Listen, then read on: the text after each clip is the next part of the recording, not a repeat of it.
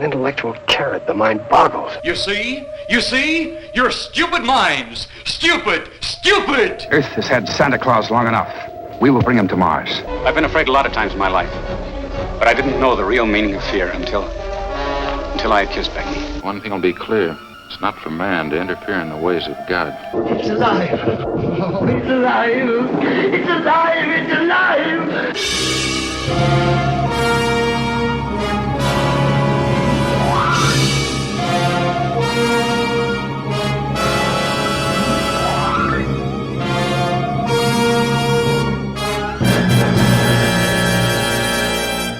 Good evening, everybody, and welcome to Earth vs. Soup, episode 128. I am Aaron Pollier. And I'm Darlene. We watched The Phantom Planet from 1961 today. 90 Minutes was released in December 13th, 1961. Double featured with Assignment Outer Space, which we already have done that one, right? I have seen this movie before, but I have seen it because it has been an MST3K episode. So that means, Darlene, you have likely seen it before, but do you remember seeing this outside of Mystery Science Theater? No. No. We have a little bit of trivia for this movie. A little bit of trivia. It looks like a lot of the sets and the costuming was reused from other productions. The interior of the spaceship sets, the space suit helmets and oxygen backpacks, and some special effects was from a TV series Man in Space in 1959 CBS. Okay, so and it looks like some of the sets might have come from Voyage to the Bottom of the Sea as well. So that's a great way for movies to save money. And I don't hold it against the movie for doing that. It generally means you can use your budget smartly. That being said, this is the first time we actually have an actor. Like, this is a first time for an actor to appear on screen, even though you cannot tell that's who it is. It's Richard Kiel in right behind like a big thick mask and alien costume. You may know Richard Kiel from such amazing films as well. Many James Bond films, because he was Jaws in James Bond. The guy that had metal teeth and could eat through cables. That's where I remember Richard Kiel from. He, very, very tall man. Clearly, they picked a guy that could actually... From Detroit. Oh, he's from Detroit? Yep, he's from Detroit. He could portray a very large alien. Jaws in James Bond. Yeah, that's what I already said. We saw this on Tubi, and I guess there's two different versions of it. There's a color and black and white version. The one that's on Tubi is actually in color. So let's deal with the plot. Believe it or not, unlike a lot of the science fiction films we've been watching lately, this had some good plot to it. It had some interesting stuff in it. Now, that being said, there's going to be things I'm going to talk about that don't work and that make no sense, but this actually had a little bit of, I want to say, heart to it. A little bit of heart. But let's get into it. Darlene, are you going to disagree with me? Or agree? There's another place he was at. Okay. I Dream of Jeannie as Allah. All right. Then I've seen him in I Dream of Jeannie as well. Because I've seen every episode of I Dream of Jeannie like a dozen times. So there's a nuclear blast right away, and there's a voiceover that says, since the splitting of the atom decades ago, mankind has spread out into the cosmos. And it kind of goes on and on and on. Since this was in 1961, this is interesting. The movie actually takes place, the first scenes take place on March 16th, 1980. And there's a rocket on patrol very close to the lunar base. They say they're 21,000 miles out from lunar base, which means the moon is very, very large in their windows if they turned that way, but they make it out like 21,000 miles is super far away from lunar base, and this patrol has taken them very far away. They end up being on a collision course with an asteroid. And this is the point in time where I realize I have to buckle up because this movie is going to be filled with garbage science. Well, the first thing I was doing was about the fact that they keep going asteroid, planet, asteroid, planet, Okay. asteroid, planet. See, they talk about the Phantom Planet being a planet. It is not. It is an asteroid. It is not a spherical object. It is a lump of random rock. But we're going to go into what it really is at some point. But it's not a planet. Regardless, the people in the cockpit in their seats start screaming about how they're under 11 Gs of acceleration, and they look like they're just kind of sitting there and acting like they're scared, not under 11 Gs of acceleration. No, you'd be on the floor. You'd be or squished. Wherever the force of G was coming from. Yeah, I know. And that's the thing. Did you notice that the sets on this are not set up properly for acceleration on a rocket? That they're actually, the floor is down the center line of the rocket. Oh, I did not get that one. The floor is down the center line of the rocket. Yes, it was. So their down would be the wall, not where their feet are. Anyway, there's lots of garbage science in this. Lots of garbage science. Yeah, you'd have deck to deck to deck to deck. And we also have to mention at this point, the rockets. The rockets are not safe for children. The rockets, to me, very clearly look like vibrators with little wings on the back.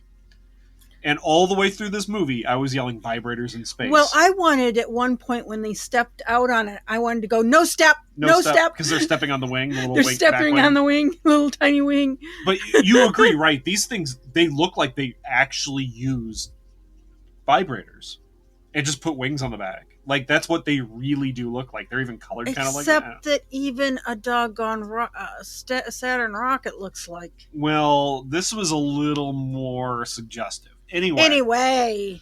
Back on the moon, we go back to the moon, and there is a general. And this is where is it a general? No, I said it was a general. He's actually a colonel, isn't he? He's a colonel, Lensfield. Colonel Lansfield. It turns out that this is smart, that the lunar base that is run by the United States actually has Air Force personnel on it. Now, a lot of times they'll just be like a random Space Force type organization but or it's the known, Army. It's known as the U.S. Air Force Space Exploration Wing. Yeah, but it made it so...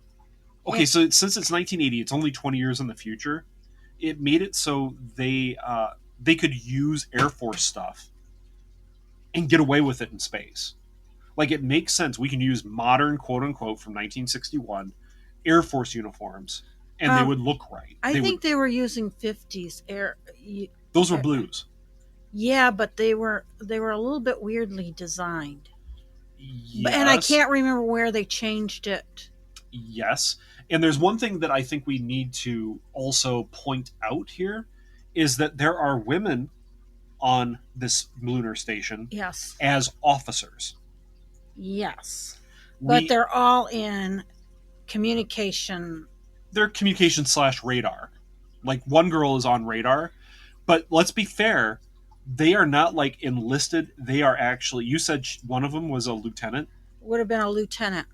So credit where credit's due. Here we have women as officers on a military assignment off-world. I think that's kind of cool. It's something that we tend to think it's not a big deal because of Star Trek doing it in even like 66, 67, 68. But that was kind of a deal then. Like, normally you wouldn't have women in uniform on one of these movies.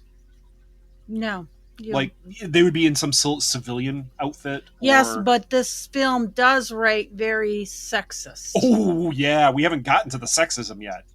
Oh, my God. So, here he is telling you how good it is about... I think it's a little progressive right in the beginning. Progressive, but it really goes... It goes downhill fast. Okay, so back on the moon.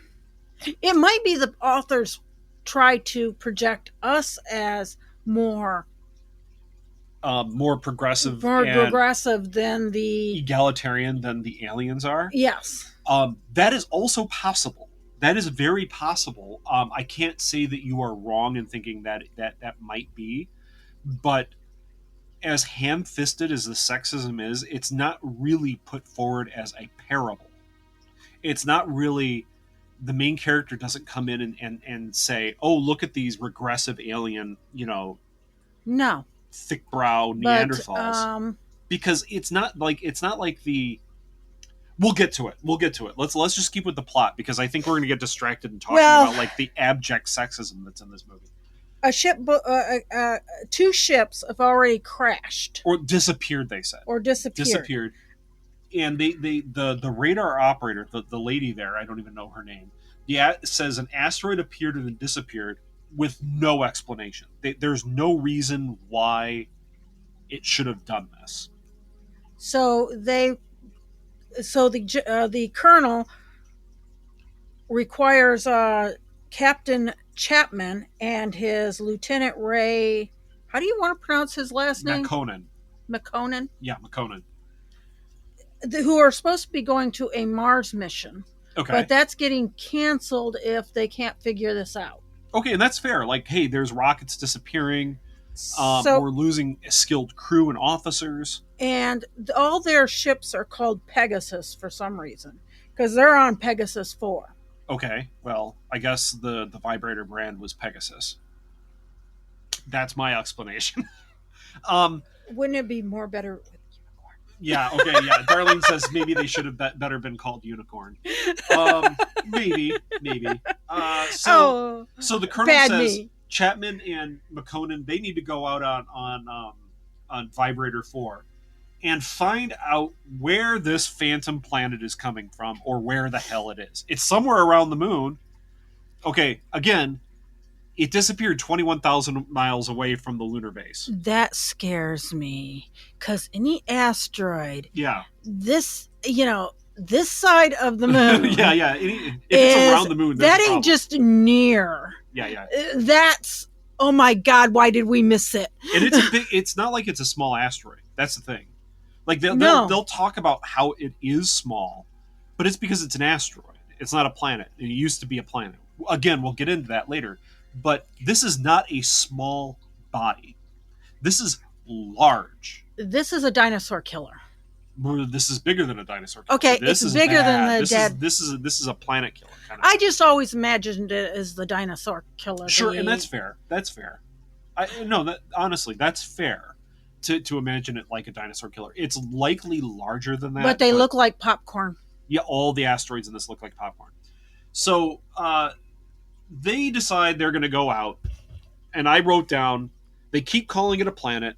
It is not. That's in my notes. Then there's the magnetic mess. Okay, yeah. So with the rocket gauges. The rocket goes off course, and they say they have an entry into a strong magnetic field. Okay. And it's messing with their gauges. And there's the inevitable meteor shower that occurs. Now, again, we've talked about this before in science fiction movies of the 50s and 60s, that if there is a rocket that leaves Earth or the moon and they're exploring or going somewhere, there will be a meteor shower. They will encounter meteorites coming in to damage their ship because it puts in drama. Quote unquote, air quotes drama. Okay? I will say this, they did something that was a little bit different. They did dust. Oh, that's a little bit later. That's a little bit later, but I wanted to put out, because you were talking about the meteorites. Yes. And I was like... So they actually do a couple things different and interesting. So instead of just like going on and hoping they survive like most of these movies, they decide to actually turn into the shower's direction to present a low silhouette so they would get struck less. Smart. Okay? And they are taking hits, and they've taken propulsion damage, and they need to go on an EVA for inspection. And our genius expert pilots decide to go out on an EVA without both of them without tethers or an EVA pack, meaning if they lose their grip on the rocket, they're dead. So what happens, folks? One of them loses. The dust particles start hitting. Okay. Yep. And it hits the captain's air thing, and Ray pushes them back into the Yeah, and then They leave open the door. yeah, but it closes later. No, not the door. The door to the inspection hatch for the inspection hatch. The propulsion, because they fixed the propulsion. The Captain with a monkey Chapman, wrench. Yeah, with a big old honking monkey wrench. That makes sense. You know, you took meteorite strike damage, but a monkey wrench is going to fix your. And it's got all this giant chemical venting. It's got all this chemical stuff coming out that could probably catch on fire. There's no oxygen out there. It's not going to catch on fire. I thought that's the reason why they didn't use metal tools. You don't want sparks. Right. But you don't want sparks because you might fry very sensitive electronics. So and they're not having very sensitive electronics because this is 1961 and likely everything is vacuum tubes.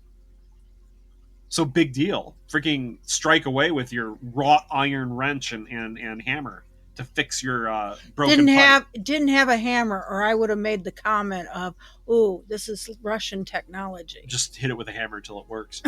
And that's not an insult, folks. That's actually a compliment. Like if Russian technology, if it's simple and it can be fixed by anybody, means that it's rugged and can just stay in the field with simple fixes, even if it's been damaged. Anyway, Ray ends up getting hit by a particle of sand moving at significant speed and getting knocked off the rocket, and he dies with a quote from the Bible being like read over narration or something like that. And I said immediately, again, bad science. If he would have been hit by the meteorite, even like a particle of sand, right? He would have been a big, huge hole. There would have been a hole in him. That would not have been funny. Like, there would have been a hole through him. Well, the first one, the captain would have got hit that way. Yes. And it wouldn't have just been the tube from his... No, it would have gone straight through him, too. But, because, I mean, remember, they're operating at orbital speeds here, folks. Like, they're running around after, like, hours of acceleration. And if you know anything on Doctor Who, it tells you you're clinging to a planet that's going blah, blah, blah, that's going around the sun, that's at this speed, and it's... So, Chapman ends up getting drawn into the Phantom Planet, and it's a big, big, like, chicken nugget. And unlike the other rocket at the beginning of the movie, he ends up encountering this huge gravity well. But again, he doesn't really do anything. It doesn't really affect him, even though he's, again, accelerating at like 11 Gs. And he's just standing up. Big deal. And he's not feeling too good either. Yeah, because he's woozy from lack of oxygen from that air pipe being broken. But then a tractor beam comes out of the big chicken nugget and grabs the vibrator and sets it down on the surface of the nugget. I don't think it looks like a chicken nugget. It looks more like popcorn that's been put together. Okay.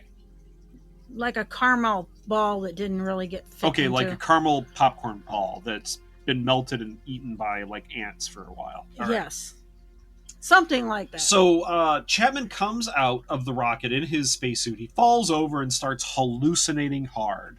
Yeah, spirals going around in circles. he's hallucinating. I'm like, wow. He's tripping balls. And then he sees like people walking towards him, but they're tiny people, and they're like knocking on his helmet, like, hello, ¿cómo está? And he starts tripping balls again and passing out. He passed out and got small. He got small because the helmet opened up, and we're going to talk about this shit now.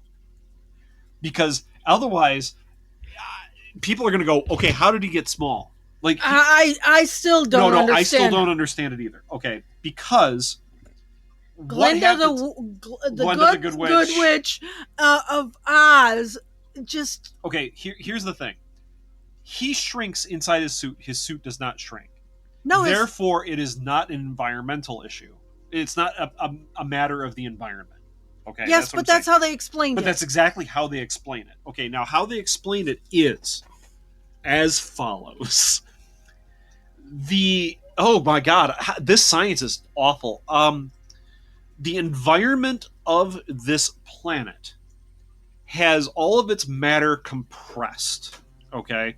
So if a life form comes in contact with the air of this planet, they will compress to the size that is required to breathe the atmosphere of this planet. Oh, okay. So that means... I don't know what it means, folks. Okay, I need to even explain more here. There's your beer. Thank you. Darlene got me a beer, because this is actually kind of going to melt my mind trying to explain it here. I'm going to go. There we go. Okay, so how this is happening,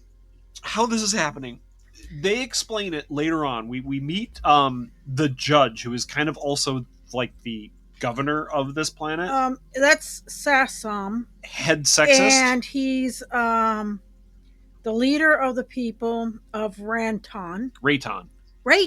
Okay, so Rayton is this phantom planet, this chicken nugget. Why the air is compressed here, we learn later, is that all the matter here is compressed.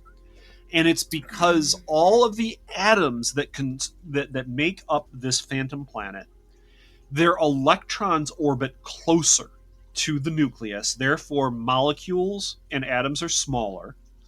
Therefore, everything is denser. That explains the high gravity, like the big gravity well, because everything's dense, so you get close to it. But they can control the gravity. But they can control the gravity, hence the tractor beam on the vibrator. But they control the gravity via using the energy of the atoms of their planet. I know, Darlene. And see, okay, hold on. We're not done yet. I know we're not done. And they know that this is not a good long-term energy solution. Because as they use more energy from their planet's atoms, the electrons continue to get closer to the nucleuses. Therefore, everything continues to get compressed. Now, how do I does any of this make sense to you so far yet, Darlene? No, it doesn't. Now we're going to go, no, it doesn't. But now we start getting into me thinking, what the hell is going on? They're effectively creating a neutron star. And it gets worse, because their philosophy and their social demographics is horrible, too. I think, well, there's more women than men, right? There has to be. I don't know. I guess we don't know, but the way that it acts, like there should be like a dozen women or something like that. Anyway, the women are all the jury. The women are the jury in this planet. But hold on. When the electrons get too close to the nucleus, basically you're breaking down the fundamental basics of physics to do this. This is hardcore. You might actually end up getting into electron degeneracy pressure if you compress the electrons too close to everything. This is what happens in neutron stars. So basically what they are doing is maybe a parallel to Earth and pollution, that we're wrecking our planet, but they're wrecking their entire existence by basically ensuring that their planet will wink out of existence in a pop as it becomes pure neutronium, including them. I know we've gone on a little bit of digression. And this is between this asteroid is between the moon and Earth. So theoretically, it used to actually be the size of a planet. Okay. So why isn't it pulling the that's moon the question. into That's Earth? the question. That's the question. Is that this used to be the size of a planet. It is still the mass of a planet compressed into the size of something like an asteroid. Now, by the way, you people don't need to have all this knowledge to just watch it. This is just me kind of pausing the movie and holding my head and going, I hurt. If you know anything about science, this would make you bang your head against the wall. Because if this was an environmental effect, like they the explained, the suit would have shrunk too. But they explain it like there's air from Earth in it, therefore it won't shrink. But he was in the suit. But he was in the suit, and they opened up the visor, so wouldn't the suit shrink because there's no air inside of it from Earth left? Because it's not like they shut off the air supply. The air would have just vented out after a while. And if you had air from Earth pouring out of this open helmet onto the surface of the planet, you would think that suddenly, because of the way they explain it, that, hey, you can go back to Earth and you'll just grow back to your normal size because you'll be in the environment. That all of this air from Earth is pouring out. Dream of Genie. I know. But it would affect all those people right outside the helmet as this air from Earth is washing over them. This is a rock Oh my that God. has little genies in it. Okay, it's magic. That's It's what I magic. kept on saying. It's magic. just magic. We've gone on a side trip now, here. back to the society of this thing. Well, Well, during this trial, okay, well, why is he put on trial? because He punched a dude. is it because he punched the dude? Yeah, he's like, don't screw around with me. I'm like naked. He's not really naked. His underwear shrunk with him. Yes, but he's supposed to be naked. He's supposed to be naked. And they pull him out of the freaking spacesuit, and he doesn't know what the hell's happened. Remember, he was just tripping balls, and then all of a sudden there's all these people like, And he's now not fitting his clothes, and he's naked in a suit, and they're having a fight in his suit. so he punches a dude. I don't blame him. Yeah, he's shocked. He's confused. He's shocked. So he's put on confused, trial for being a dick. And so there's this judge. There's like a seneschal of some sort. Well, he is the leader of the people. I forget what they called him. I don't know. Does it matter? Eden? He's Judge Eden. He's Judge Eden. That's his name. But there was like a guy that like served alongside of him as well. No, he's Sesame. The Sesame? main person is Sesame. Okay, Sesame. He is the leader of these people. Okay. So then his seneschal must be Eden. Regardless, it doesn't I don't matter. know It who does not Eden matter. is. We can name them X, Y, and Z. Here's the thing. They put him on trial, and here's where we start seeing the weirdness in this society. Remember that we started this movie seeing the U.S. Air Force having female officers in positions of power on the moon, right? Were there any women in the rockets going out? No, but there were female officers on the moon. So that says at least there's some sort of egalitarianism in human society / United States society in 1980. But on this planet, Can I put in this one? Yeah. But on this planet, because they had robots and that were fixing everything, you're and jumping ahead everybody two got scenes. to. You're jumping ahead 2 scenes. We're still in the trial, Darlene. We're still in the trial. Well, the first thing you notice is everything is not. There's only parts of this place that is actually man-made or Yeah, everything seems like it's inside a cave. Basically. inside a cave, and even the floor is dirt. It is dirt. Now, since there is dirt on the floor, you realize you are looking for certain things in a costume. All the men are wearing the same thing. They're wearing these booties that are cloth booties, and the women- and the women- coveralls. and the women are Short skirts, short skirts, blouses, barefoot. barefoot. All the women are barefoot in this movie.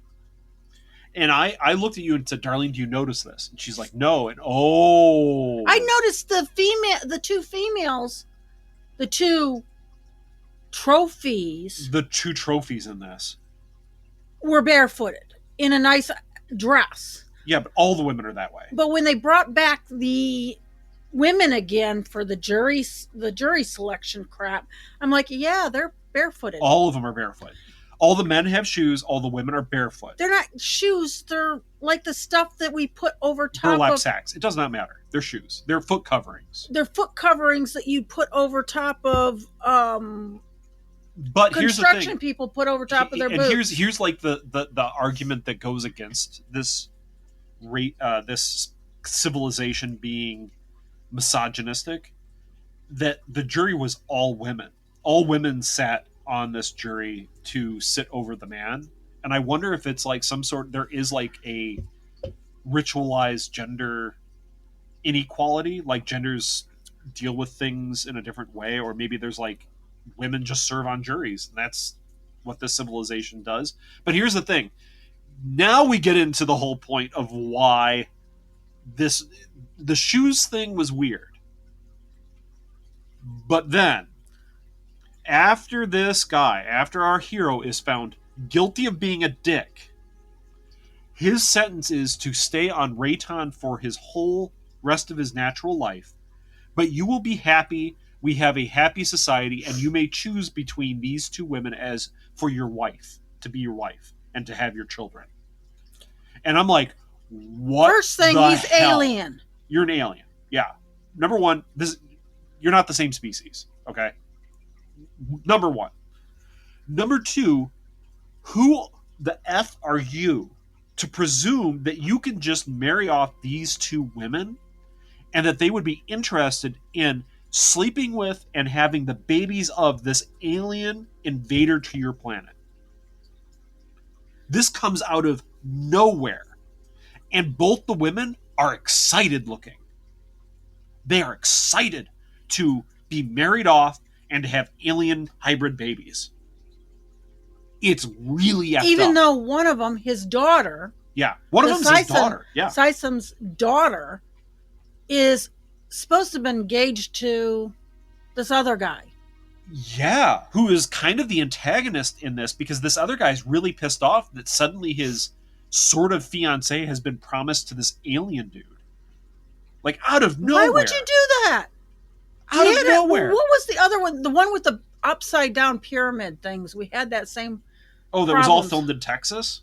Yeah. Well, We had that was like a future thing, wasn't it? Like that was the future. Yeah, but why would you just promise your daughter to somebody you don't even know? Like, you don't know if this guy's like a psychopath. You don't know if he's going to beat your Well, daughter. I can understand that society, that one with the upside down pyramids, because they didn't have genetics. They needed new genetics into it. Yeah, because their whole society was falling apart through lack of babies. But in this society, they don't mention anything about like lack of children. But they have the problem that their society is so primitive now, is because they. Yeah. You get to explain this. They had too much free time and was creating. They had so much technology and they had advanced so far that they had too much free time on their hands, and they decided to become violent to fill up that free time. And what else? They decided to be violent and basically assholes to each other. Yes, basically. So that's not that you had free time. That's just that you decided to be an asshole. Yeah, it's in your free time, you decided to be dicks. That's the kind of society that you are. Hey, you know what? I have like a lawnmower to help me mow my lawn. I saved an hour. Instead of reading a book and bettering myself with more knowledge, I'm just going to go and punch my neighbor.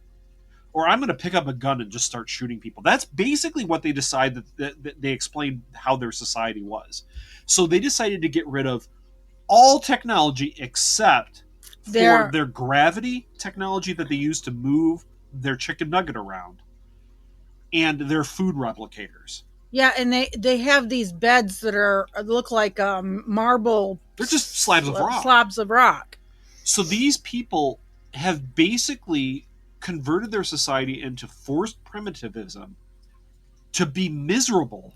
So and feudalism. And feudalism, because they're ruled by like these autocrats. Just because they're such dicks to each other that they can't handle having a calculator. So who's to say the jury isn't already defined as what they're going to say before it even comes in? It's very possible. Okay, so at this point in the movie, I paused it and I looked at Darlene and I said, this is the anti-Star Trek. This has too much free time. No. Well, like in Star Trek, technology like uplifts humanity. It gives us all the free time. It's what you decide to do with your time, your free time. You don't need to toil away at menial labor to just eat or have a roof over your head. You can do what you feel betters yourself and society. If you wanted to, you could do menial labor and grow vegetables. Because, Darlene, you said that. Like, oh, if I had just food replicators and I didn't have to work in this menial job that I have, yeah, I'd garden. That's menial work, right? But you would do it because I would do the knitting that I do and the you would sewing. write. I'd be doing writing. See, and I would write. I would do research. I would write games for people. I would do reviews like this, which I hope contribute to some people's happiness out there. You know, I would take care of animals because I would find animals interesting. I would want to go out and just explore the world and enjoy the different cultures that are there on our Earth.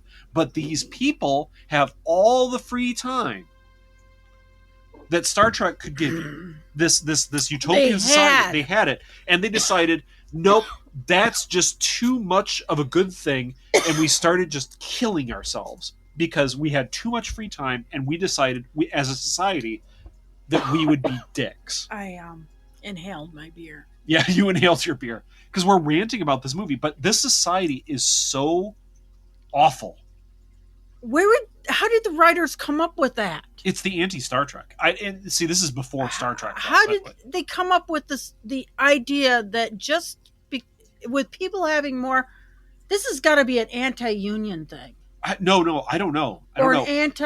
Can't give people freedom. You know Keep people in their place, because here's the thing: Captain Chapman agrees with them. Oh, and that made me mad. He agrees. He's like, you're right. I see that in our own society on Earth, that we have too much free time and we're just being dicks to each other. Screw you. Actually, I used a stronger word than screw when I was watching this movie. So you're going to work all your people 12 hours a day, and then they go to sleep on rock slabs, with sometimes having a cushion. They don't lay on the cushion. The cushion's for their head. They sleep on rock slabs. Yep. They're kept in servitude with on no shoes. Floors. The women with no shoes, and they're promised to random men to have children. We had better conditions of living in the Dark Ages. Are we supposed to look up to these aliens as something that are heroic? Didn't. No, these are assholes. These are villains. Oh, and then it gets worse because the guy that is being taken, the next thing of the scenes is the guy that is getting his fiance taken away from him. Yeah. He sees Chapman. Well, not flirting, I won't say, but getting to know both of the girls. So I just wrote his name down as Dickhead. Dickhead says Chapman has been forcing himself on both women. He hasn't. No, he hasn't. I think it's heavily implied that he has slept with one of the girls. The girl that can talk. Whatever her name is. I don't think so. I think they've been sleeping in the same room on the same bed. Darlene's looking at me. You have to agree that's what's implied. That's what's implied. So you're saying I had sex with my sister because I slept in the same room as my sister? No, I'm saying that they have been promised to him, one of them. They are sleeping in the same bed. He's half naked half the time. And she's waiting on him hand and foot. Most people are half naked in that society except for the elder. True.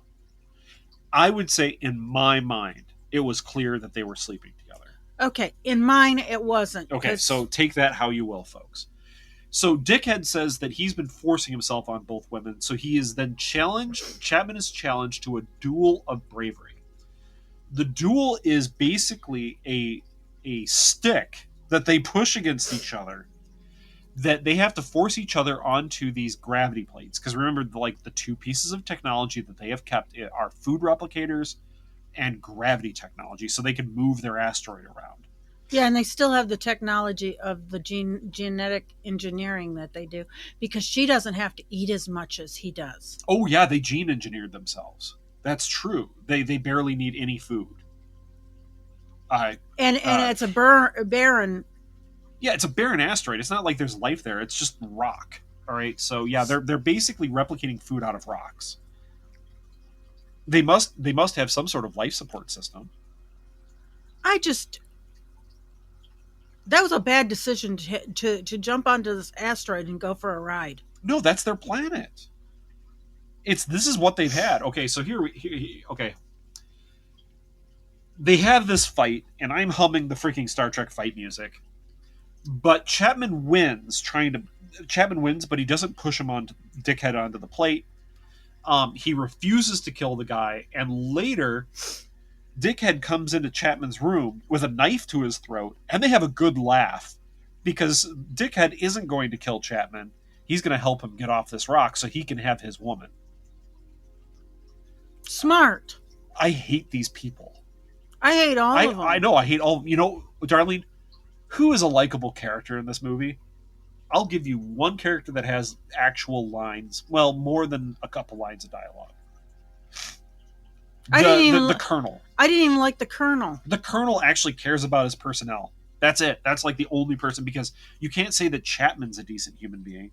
Not with the way he's reacting to it. Yeah, he thinks he's trapped on this planet, and he's pretty pissed off about being trapped here.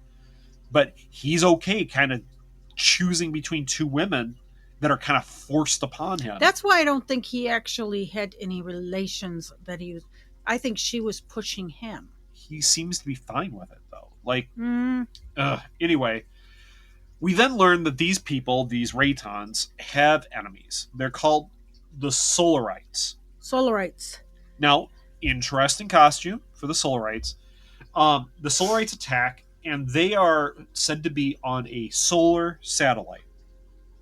What does that mean? Okay, the only way I can kind of interpret it is that there is a asteroid circling the sun very close, and they all live there. They're the same size, aren't they? Well, we don't know. That's the thing, because you get compressed if you come here. We never really see their true size.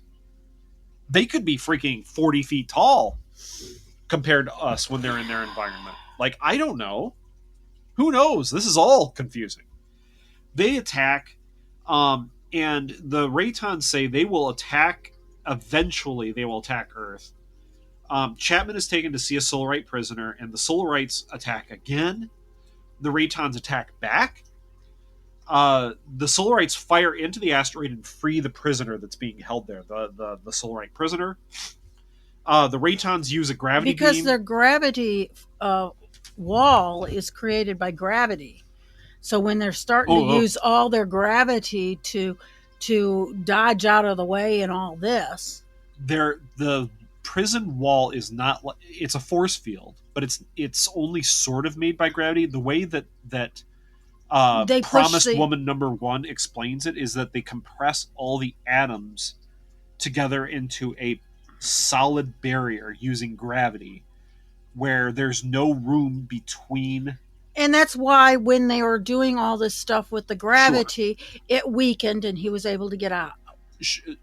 Yes, but effectively she's describing that they make neutronium walls.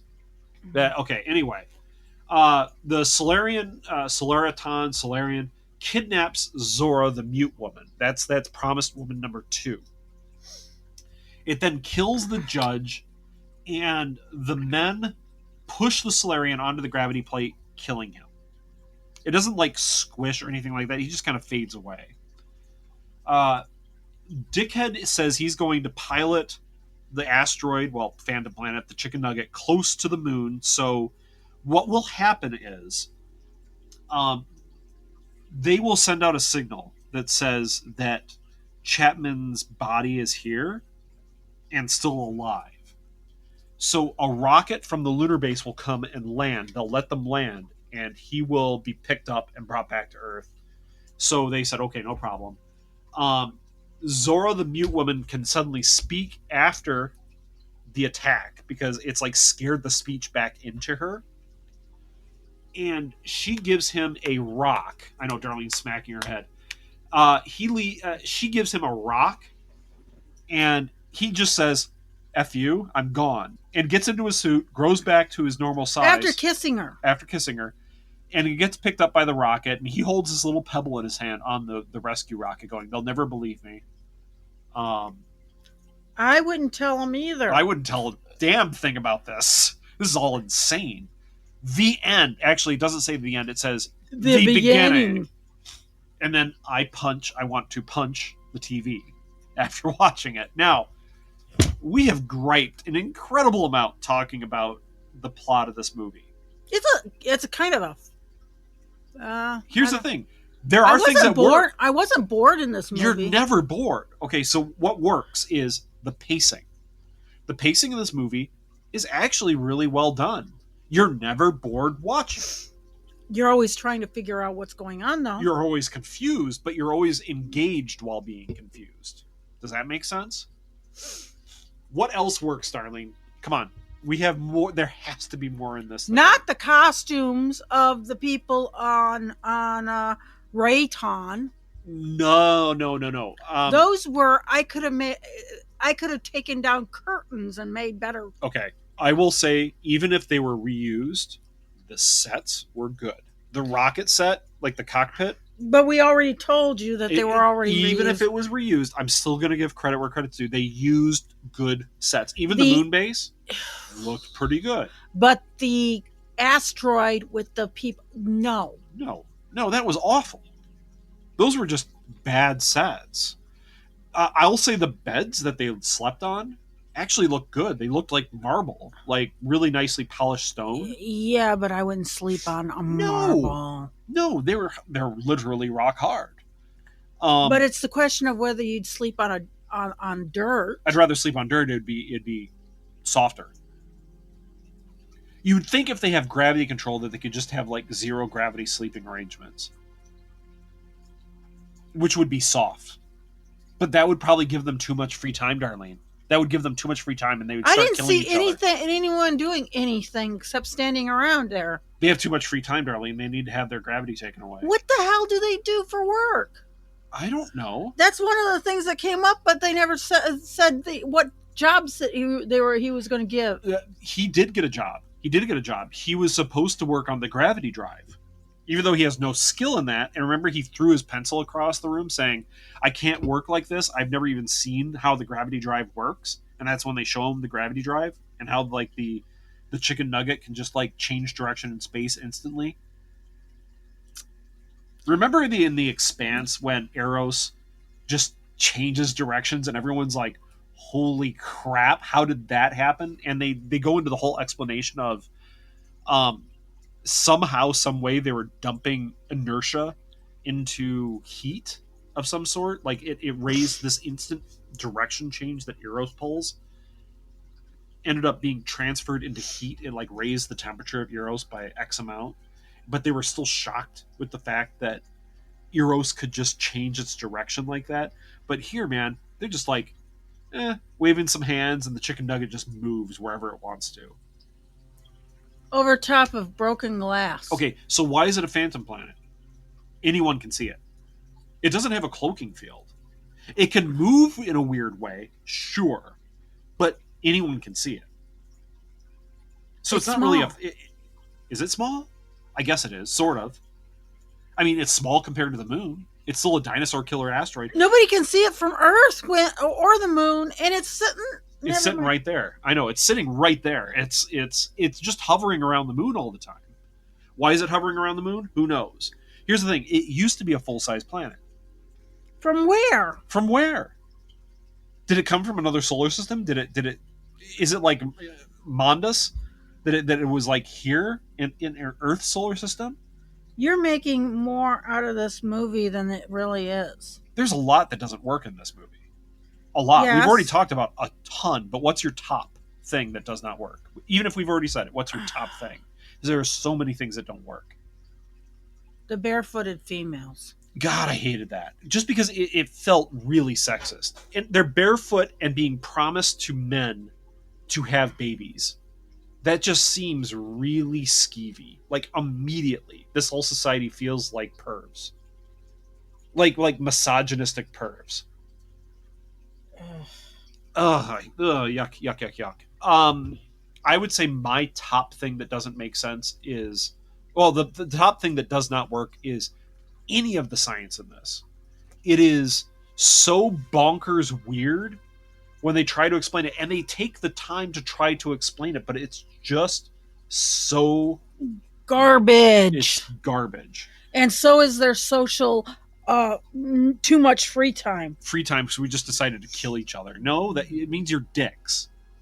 Die in a fire. Like, I don't know. Do we recommend it, Darlene? I'm trying to find, like, I don't want to be so negative about it. Here's the thing. As bad as it was, like you said, you're never bored watching it. It is entertaining. It is entertaining. I don't think the acting's good. The plot isn't good. The science isn't good. The morals of it aren't good. They like tried to put too many pieces of other stories and stuff, like the Little People. That's Gulliver's Travels. Yeah, they're the Lilliputans, or however pronounce it. With space. Okay, there are in theory, there are like 2 or 3 ideas in this movie that could have worked. 2 or 3 ideas. Okay. A wandering planet with an ancient species on it. Interesting idea. It's come into the solar system to escape its enemies, like the Solarites. Okay, the Solarites, they're hunting them down. Interesting concept. At its base, that's fine, right? Humans end up encountering them and getting involved in the battle. Okay, interesting idea. Like, that at its core, right there, you could make a modern science fiction movie out of that and make it interesting. Earth gets caught between 2 warring species of advanced aliens. One is a dick, and the other is a dick. You got to choose between these 2. Well, you don't even have to. It's just like the astronauts that encounter them have to choose between them. And they really don't end up having a choice because one's more warlike than being a dick, and the other ones are dicks, so they don't become warlike. It's still those are interesting ideas. The movie just does not follow through. It does not do these ideas well. It does not do them justice. I do not recommend this movie, but it's a light not recommendation because, like you said, you're entertained all the way through the movie. It has good sets. There's always something happening, and the scenes follow scenes. There's an actual story happening. Like, it's not like you're suddenly completely lost as to what's happening. Everything makes sense plot-wise. So I don't recommend it because it is generally, the aliens are just awful people. The astronaut is an awful person. Everyone is just kind of terrible. And none of the science makes sense. But the story, it's well paced. Their society kind of makes me think of, there's a extreme group that won't even walk without sweeping in front of them in case they step on a bug. And I'm like, you're sweeping the bug. Do I have to explain this one? You're going to hurt the insect that you might have stepped on by sweeping it. Use your technology. Just choose not to be dicks. Like, you have the choice. Obviously, they don't have the choice because all one person makes the choice. Well, now, because I guess they don't like having the choice themselves of what to do. Because they all chose to be dicks back in the day. And just try to kill themselves. See, that's what I don't like Does about that make them a fascist in a way? Are they fascist? I don't think they're fascist. What would they be then? Because, I would say they're feudalist. They're an authoritarian. They're authoritarian. But you would say that they're generally a benevolent authoritarianism because it's not like the society overall. But it's a patriarchal. Is it? Again, all the women were on the jury. We don't know about that. What I would say is that it seems to be an authoritarian society through choice rather than being forced on them by the autocrat or the dictator in charge. You couldn't choose not to. You couldn't choose not to, but it seems like it's a choice still. It's weird. I don't know. They don't go into enough details in their society to actually be able to say for certain one way or another. The good thing about this movie is it's made us think about a lot of things. Sure, and how the original series of Star Trek did it so much better in many Well, ways. it's not even that. It's just that it made us. The good thing is it's brought out a lot of controversy between what it was doing. So it made us think and go, this is not how a society like that would Should actually function. work. Because I could see more of the culture. That would be a technology that the culture would kind of have. What do you mean? The series that's culture. I know what you're talking The about. ability to just change gravity and stuff like that. And Well, I mean, the Federation has gravity control too. It all depends on you can't really compare science fiction series or technology like. but you wouldn't go to that extreme of you can't. Nobody can have any free time because you're gonna kill yourselves. If their society is so That hell violent. bent, that violent and so hell bent on wiping each other out that the only way to stop them from killing themselves is to give no one free time because they're literally that violent and awful. That's not the kind of society that you want to be a part of. And controlling that through just misery and toil just seems to be counterproductive. But maybe for their society, toil is good. Like hardship is good. But then again, that means their society is incredibly alien. And I don't understand it. Like Beehive. Maybe, I don't know. Sorry, we're babbling, folks. But yeah, as Darlene said, at the very least, this movie was not boring, and it has brought out discussions with us, between us, just trying to figure this out, or talking about how the movie could have been improved. So it's a light not recommendation for me, Darlene. That's for me too. A light not recommendation. What would you give it out of 10? 4. 4? See, I would give it about a 3. But again, not the worst movie we've seen by any means. This actually had entertainment value.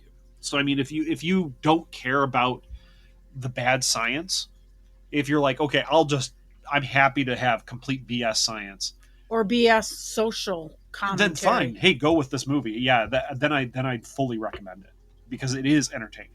So we'll leave it there, folks. Next episode's what, 129? I don't know what we're gonna do. No, Maybe a Hammer movie. I don't know. Maybe another werewolf movie. You still got to do that one that I keep pointing out. I don't want to do that one yet. I don't want to. Not the musical. No. Well, we have lots of Wolfman movies. We have lots of Hammer films left to go, and I want to get through the Wolfman movies. And I'm sticking a tongue out at him. Yeah. Well, I'm Aaron. And I'm Darlene. Good evening. And keep watching the skies.